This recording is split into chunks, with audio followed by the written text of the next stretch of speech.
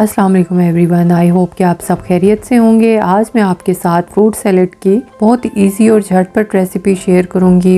बाज़ार से सस्ती और बिल्कुल फ्रेश आप अपने घर में रेडी करेंगे। चंद इंग्रेडिएंट हैं तो नोट करें। एक बड़े साइज़ का फ्रूट कॉकटेल ले लिया था मैंने, क्रीम का एक पैकेट, दही नेस्ले का लिया था, मायोनीज़ ले लिया था और 3 दरमियाने साइज़ के एप्पल यूज़ करेंगे। हाफ पैकेट मैंने क्रीम का यूज़ कर लिया था इसमें। साथ में मैंने नेस्ले का आधा पैकेट दही बीच में डाल दिया था और साथ में मैं इसमें मायोनीज़ डालूंगी 5 से 6 टेबल स्पून के करीब। इन तमाम चीज़ों को आपने अच्छे से मिक्स कर लेना है।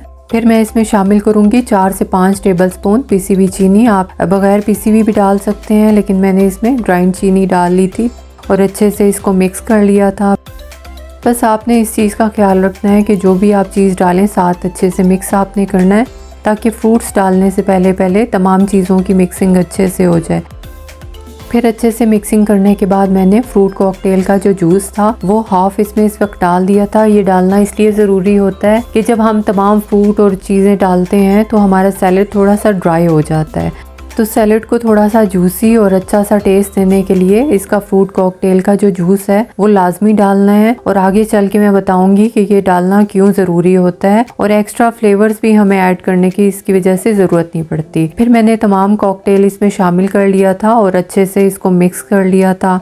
फिर इसमें शामिल करेंगे काली मिर्च पिसी हुई। आपने पिसी हुई काली मिर्च फ्रेश चॉप करके यानी फ्रेश पीस के आपने डालनी है। पहले से कुटी हुई मिर्च नहीं डालनी, उससे ये होता है कि टेस्ट कड़वा हो जाता है। और उसके बाद मैंने किशमिश, आप जो भी ड्राई फ्रूट आपके पास है वो भी ऐड कर सकते हैं, जैसे वॉलनट्स भी आप इसमें ऐड कर सकते हैं, सीजन के मुताबिक बड़े अच्छे लगते हैं। तो इसमें मैंने फिर लास्ट में मैक्रोनी ऐड कर दी थी। ये मैं आपको बताना चाहती थी कि जिस वक्त हम इस सैलेड को थोड़ा सा जूसी बनाते हैं, थोड़ा सा लिक्विडी बनाते हैं, तो जब हम मैक्रोनी ऐड करते हैं तो मैक्रोनी ये करती है कि जो भी हमारा इसमें लिक्विड होता है वो एब्जॉर्ब कर लेती है। यानी अगर हम इसको थोड़ा सा जूसी नहीं रखते तो मैक्रोनी डालने की वजह से ये काफ़ी ज़्यादा ड्राई हो जाता है। तो हमें ऑलरेडी इसको थोड़ा सा लिक्विडी रखना होता है, जूसी रखना होता है। फिर सारी चीज़ें मैंने ऐड करके मिक्स करके लास्ट में मैंने ब्लैक पेपर इसमें ऐड कर दिया था और इसे अच्छे से मिक्स कर लिया था। अगर आपको मेरी रेसिपी अच्छी लगे तो लाइक कर दीजिएगा। Thank you so much for watching. Have a great day. अल्लाह हाफिज़।